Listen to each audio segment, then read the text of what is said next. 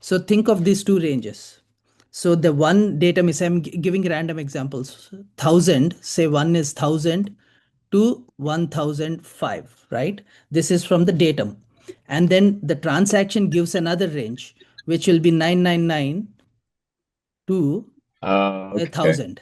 So what we are doing is, does this fall in this upper interval or not, is what we are checking.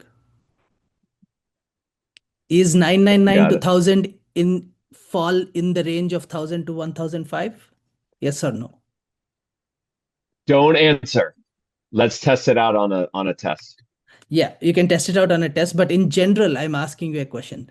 Does 999 to 1000, do these set of numbers lie I have in a this guess. set? I have a guess. I Yes, have a yes, guess. yes. Wait, Ahmed says yes. I say no. I say no. You say no. This is Yeah. not even like some high logic. This is a simple, do the numbers 999 to 1000 lie between 1000 to 1005? No, because the lower bound of 1,000 is not in, or the date 999 doesn't fall in the range of 1,000. Exactly. It's lower. No, you're right. You're right. That's Yeah, exactly yeah, it. yeah. That's It's true. exactly it.